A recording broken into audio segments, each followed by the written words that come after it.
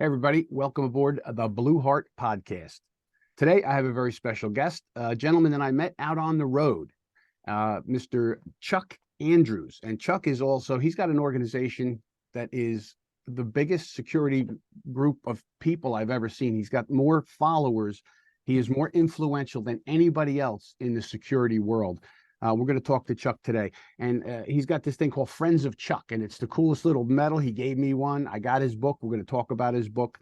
But I bring Chuck on because he does have influence everywhere, not just in the United States, but around the world. And you're going to get to meet him. If you've never met him before, you should listen to everything he says. And he's got a lot of police experience. So we're going to talk about some police things and give you some pointers of someone who has many, many, many years of experience.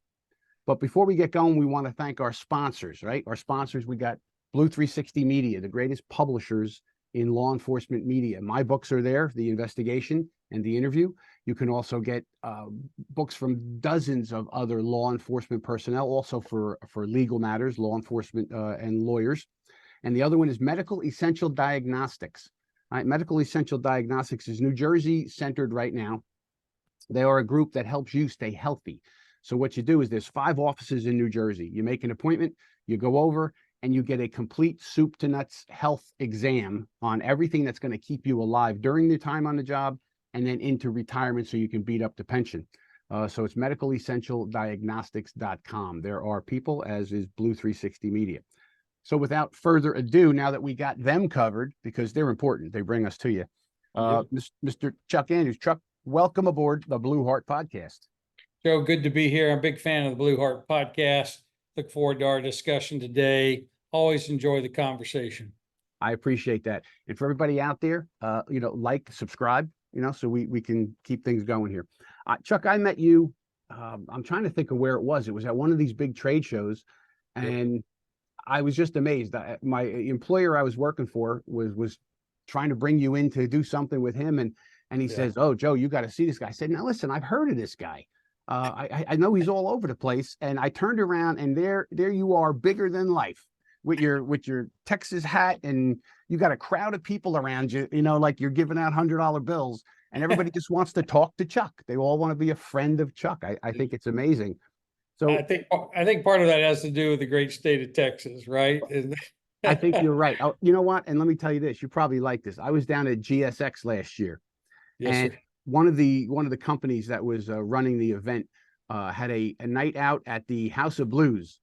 And I went to the House of Blues, and I love being in Dallas at the House of Blues. And they're asking people to come up and sing. Well, I don't have a band. I don't have a big repertoire. I said, I am going to do a cappella, God Bless America.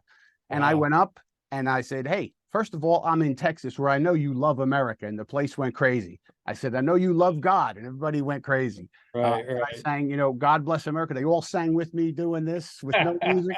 And when it was done, it was great. And the band people said to me, "We've never had somebody do a cappella before." So that was great. And I said, "Hey, Texas is an amazing place. It really is." So Yeah, it is an amazing place. I think that's part of the kind of the persona that's happened with all things Friends of Chuck and me being a Texan and owning a ranch and doing all things Texan around the world. So this hat, this hat was actually made by the hands of the woman who made John Wayne's hat. It took me 7 years to get it, and it's got 300,000 air miles on it around the world. that's absolutely amazing. But So like I said, everything that happens, and in Texas, everything has a story, Joe, right? it sure does. And I'll tell you, the Republic of Texas. When you look at our world today, Texas seems like the place to be. Everybody's moving here. It's Yes. unbelievable. And I don't mean that tongue in cheek, literally and Yeah. figuratively. People are leaving California in particular, right? Yeah. And coming right to Texas because, a 2-bedroom house, you could buy an entire ranch here in Texas for what it costs in California. Yep. I had a friend of mine who moved to San Antonio, and he moved from a small little house in Long Island, and he has a McMansion on property in San Antonio with the view of the valley and outdoor kitchen. Unbelievable.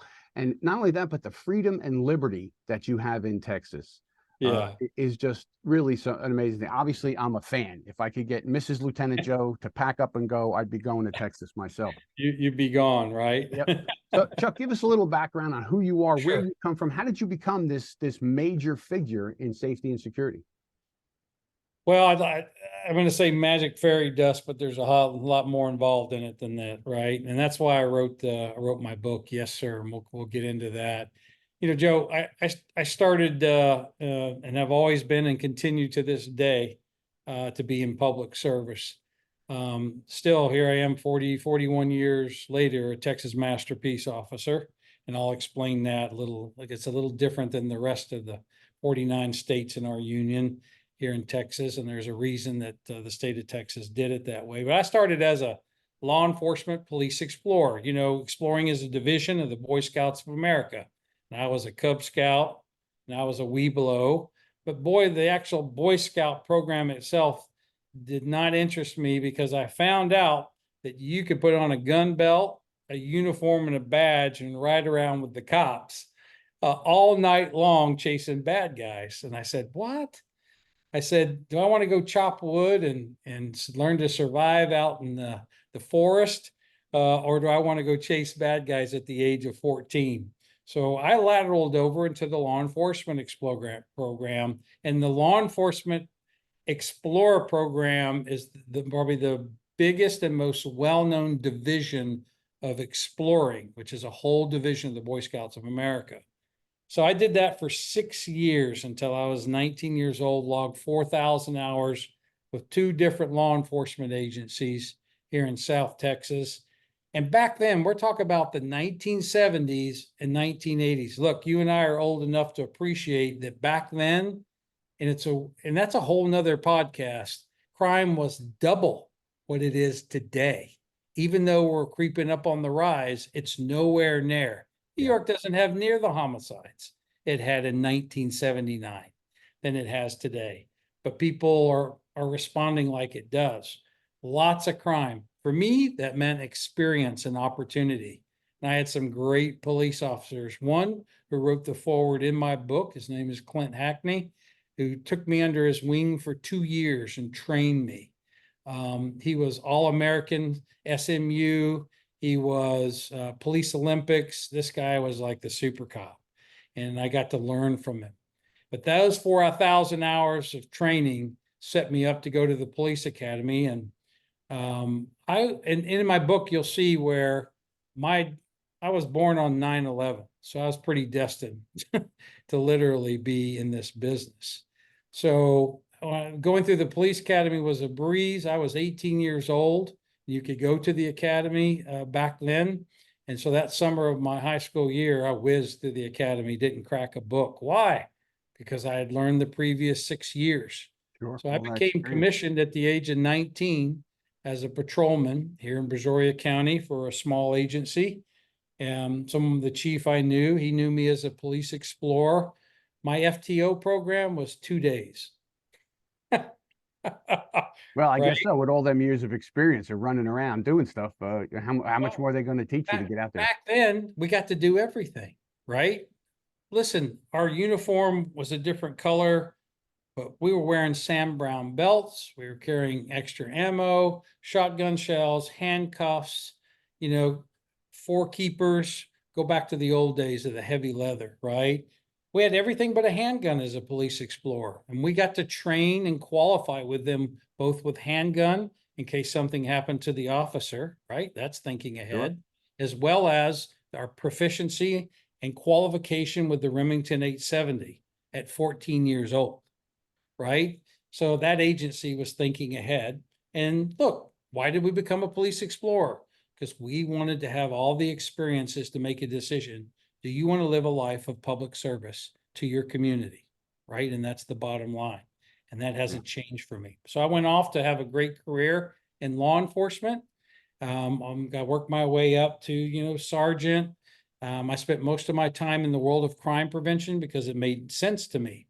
And that's how the security world became known to me in organizations like ASIS International. As a police officer and a crime prevention officer, I became certified as a certified protection professional with ASIS as a cop. so I could do a better job of servicing business owners, because we call it crime, they call it loss prevention or risk, right? So to be able to do a good job as a public servant, you had to know where they were coming from. And that's how I got involved in the security field before I transitioned out.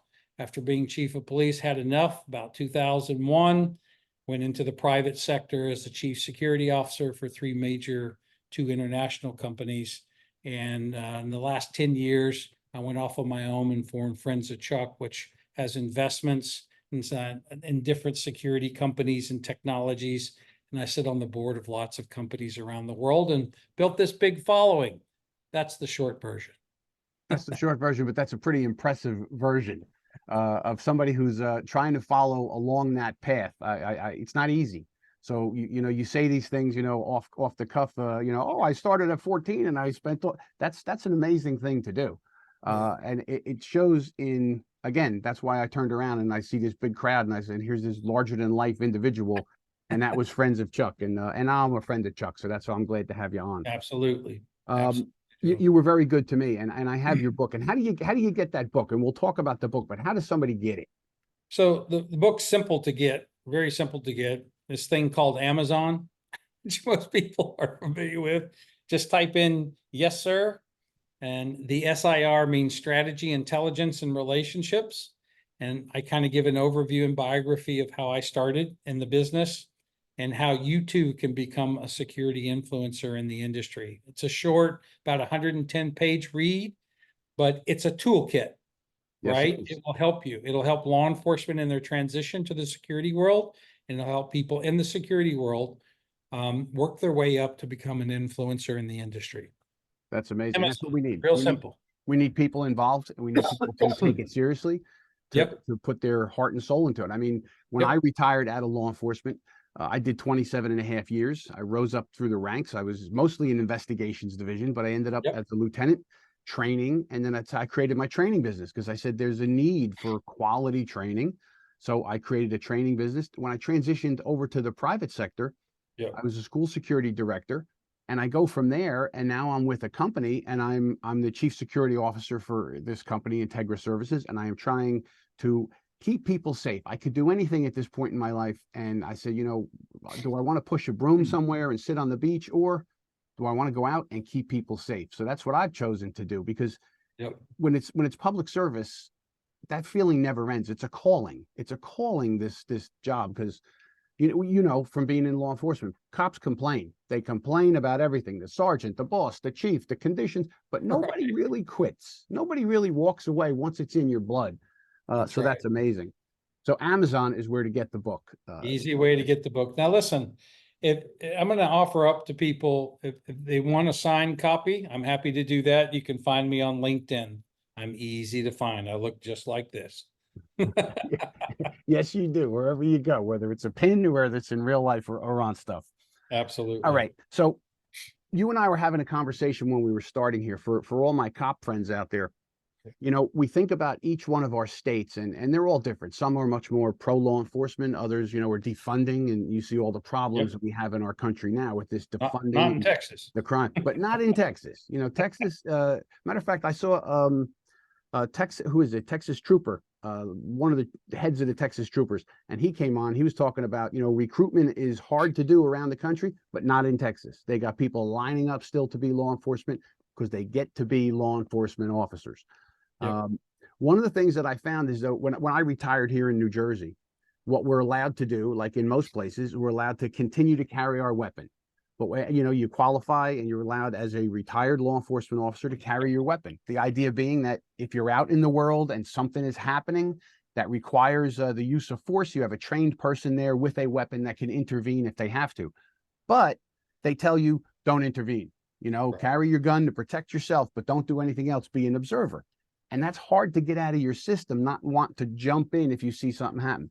Texas is not exactly like that from what you're telling me. So why don't you let everybody know what happens here when you stop being a full-time officer in Texas? Yeah. So I'll preface this by saying in the great state of Texas, we take a little different position, right? And this is about the community. And so every state has a regulatory agency. Most are referred to with the acronym POST, P-O-S-T, that regulates, get your law enforcement license and follow this amount of training, yada, yada. That's Peace Officer Standards and Training. Our version is called TCOLE, Texas Commission on Law Enforcement, TCOLE. So TCOLE, some time ago, we used to have, like, literally there was an academy just to become a reserve officer. Well, all that is gone. So in Texas, you're either full-time paid or you are full-time non-paid. And both equally, doesn't matter which status you're in, you have full legal authority under the Texas Code of Criminal Procedure to make an arrest anywhere in the state of Texas and carry your firearm and enforce thereof. So the beauty of that is when you retire from law enforcement, you can have an agency carry your TCOLE commission, and you got to keep up with the training. And for master peace officers like myself in Texas, it's 40 hours every 2 years, and you can do part of it online, weapons demonstration of proficiency, very easy to do. And just like you said, Joe, if you're out and out in the community and something happens, you can be there for the community, right? And intervene as appropriate in effecting an arrest, or, right, using lethal force if necessary, God forbid. But if that's what it calls for to save lives, then that's what you need to do. And in Texas, uniquely, we have that. So not only do you have that the on-duty officer who is paid in uniform driving a police car, you have all these retired officers or officers who have just said, I'm not going to do this full time, but that same agency carries their commission as full-time, non-paid. There's really no such thing as reserves in Texas. And that's to the benefit of the people who visit Texas, live in Texas, and work in Texas.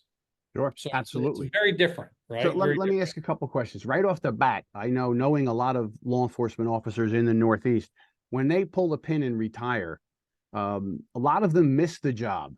That I do. If they let me go back and be a detective tomorrow, I'd run back because I really loved it. But you see, a lot of officers will say, listen, I'm done with that. My department didn't back me up. I want nothing to do with it. How is it that in Texas, people are willing to go, and can you get called up if there's an emergency? Hey, we need cops. Come on down here. Do they do that? Yep. They could call you up. Like the Harris County Sheriff's Office, right? Second largest county law enforcement in the United States. So they have hundreds and hundreds and hundreds, and they actually call them reserves, but it's the same status: full-time paid, full-time not paid, equal status, right? I mean, you have members on the SWAT team, you have members on as PIOs being called to the scene. They're integrated in, and as part of that. So it's really interesting because each agency is different. A lot retire and go to smaller communities, and then that community will carry you in your commission.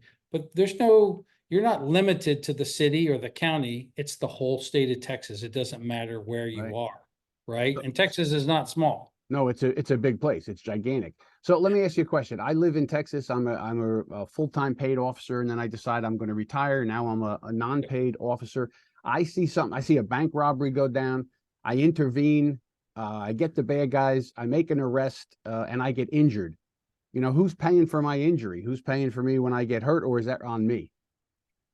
So you were acting then under color of law, right? So the way that should go by departmental policy is when you act under color of law and you're exercising your legal duty, you're doing so as a commissioned law enforcement official for the agency. And as long as you're following policy, you should, and you know how that goes, you should be covered by the agency. Right. Just like, on an active duty here in New Jersey, if I'm in Jersey City, that's not the town that I work for, but I'm an officer in the entire state. And I see something, I get involved. If I'm doing police work, then I'm considered I get overtime, the whole 9 yards, I'd be covered. So that's really an amazing difference. And I guess one of the unique things that makes Texas so special for the people who live there, and why it's a law and order place. It is. It's a beautiful place. I've been there several times. I really like Texas. My buddy that moved there can't talk enough about it, and he loves it. Um, so besides that, what other things do you suggest from your years of experience? If we got some newer officers out here, a couple years on the job, what do you see as one of the most important things to help them get through their career and be successful? What advice would you give them, Chuck? So I actually talk about this a little bit in my book, Joe, and so here are two or three pieces of advice. You look, I've listened to many of your podcasts, and there's a lot of conversations like, look, all this talent is leaving law enforcement, and who loses? It's the community. Do you want that 2-year homicide detective handling your wife's murder? Or do you want Joe handling it with 27 years of experience and a CI list that's as long as my arm? You Right. with me? Because Yes, you can solve absolutely. it within 48 hours or less. With all due respect, that 2-year homicide detective, I have a low level of confidence. It's the community that loses out as part of that. That's Mhm. what's going on across the country, Sure. right? They're leaving in droves because of Yeah. the defund the police and the anti-police sentiment in lots of places. In the last 5 years, I've written and made predictions in, the International Security Journal and some of the publications that you are going to see a shift in the private security industry is going to be a $1 trillion boom. And that's exactly what is happening. Communities, homeowners associations, people's homes, private security systems, alarm response, the list goes on and on. As much as we in law enforcement, I'm going to wear that hat, no pun intended for a minute, want to be able to catch the bad guy or intervene at minimum, or better yet, prevent the crime, the resources are not there. And there's been this big shift, right, in the last 5 years on getting the job done. Mhm. So you can't put blame on law enforcement because they really do want to make a difference. But the private security Mhm. industry is not subject to the US Constitution. It is not subject to government rules. It is not subject to department policy and procedure on pit maneuvers, all right, and discharge of your weapon and how to effect an arrest. So all that's kind of out the window. So this big boom is happening. So law enforcement is going to have to adjust. And I've been talking about this on how to be more effective. Listen, I'll just say it and tell you that I'm not real happy how chiefs of police, right, and sheriffs around the country, some of them are doing it really well. Sheriff Mark Lamb, America Sheriff, right? I mean, he is out there engaged with the community. He is utilizing social media. He's a great example of the things that you have to do today to be successful, to win the community over and be able to be very effective at law enforcement. You have to be involved in that. You just can't cower away and just kind of, oh, you're out on patrol. Well, how many tickets did you write this year? It's all changed. All of it has changed. And chiefs that are responsible for communities have a responsibility to get caught up in technology and social media. They have to start utilizing these things to be effective. It's just a very few agencies have embraced this. Yeah. And look, it has to be the chief, right? And he's got to have the support of city council or county commissioners, whatever the case happens to be. So here's what I'm telling law enforcement officers. One, I remember the days before a camera and then after a camera. And I never even got to work in the days of body cam, right? We had one on the dash and it was big for DWI, right? When it all Mhm. came out in the 90s, 80s and 90s. And I thought it was the greatest thing to slice bread because when you walked out of that car and you were mic'd up and that camera came on when the overheads came on, the jury came with you. Yes. Okay. I'm trying to remind officers today that everything you do, you're taking the jury with you. And unfortunately, under the Freedom of Information Act, that video is going to get released and used for entertainment value in every social media vertical around the world. How many, you could sit all day, could you not, Joe, and look at Instagram or Facebook and see officers shooting people, pit maneuvers, Right. vehicle chases. It's amazing what's on there. And that's one of the things, when you Amazing. talk about this, I do a Yeah. whole program in one of the classes I teach, and I call it Lights, Camera, Action. It's your show. Now, that doesn't mean, you make things up or whatever, but knowing that that camera is there, you get to see the perpetrator, how they actually behaved out on the street, how they dressed, what they said and did, as opposed to them sitting there like, a poster boy or poster girl for church when they come to court. You saw them in the real world as they were doing things. It's a great value. I know when they came on for us, Chuck, the cops were like, "Oh my gosh, what are we going to do? Everything's on." I said, first of all, we don't do anything wrong, right? And if you do anything wrong, shame on you. You shouldn't be doing wrong things. But Exactly. when I became a supervisor and somebody came in to make a complaint about one of my cops, and I went to that video, 99.9% of the time, it vindicated the cop and it made the person look like a fool because they lied. They are the one who said something negative. They're the one who threw something at the cop. They're the one who took the first swing. So the cameras really have been a boom. And that is why a few years ago, I thought it was funny. The ACLU came out and demanded cameras. And then they demanded that cops shouldn't be able to look at their video before they write their reports. And the only reason they wanted that is so that the cop would forget something right in the report, and then they could pull out the video. Oh, what'd you forget here? What'd you forget there? We should be open to that entire scene. And you're right. Those videos on social media are amazing. And I think average citizens who would watch them would realize, wow, the cop was in the right here. It's not the way people say it is. And it's really not. So I think Conducting technology is yourself. right. Yeah. Conducting yourself, right? So the jury goes with you. So I'm asking, look, officers have to be cognizant of that and the fact that this will get to social media. And so you have to act under that context and make sure that the words that come out of your mouth, your body language, right, meets a standard of reasonableness. Right. Because that is what a jury is going to look at, because that video is going to end up right between a jury of 6 or 12 based on your state's setup, criminal court of law, and civil, federal, state, and county.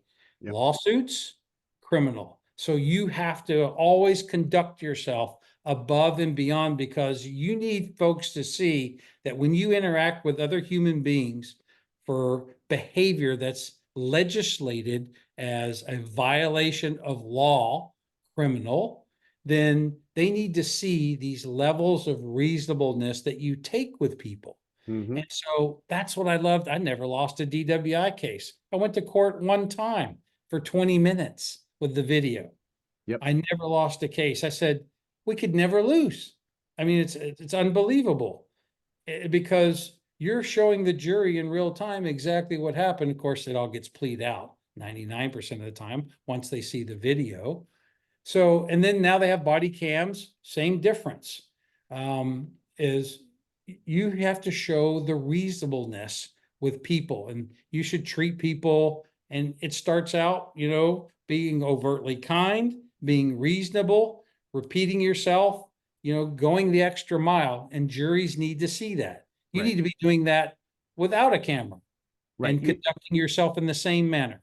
100%. But it's documented. It's documented. Yep. So I remind them that everything that you do is going to be documented. Now, here's the downside of cameras and everything that you do being documented.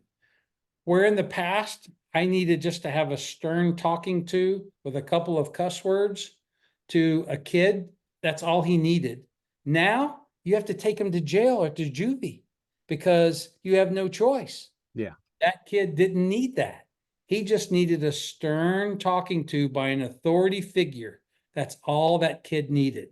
Yep. And because someone will misinterpret that, Right. grossly misinterpret that, file an internal affairs complaint, file a Freedom of Information Act, put it out for the world to see, right? Grossly misinterpreted. And the only officer's intent was to change the behavior of that kid.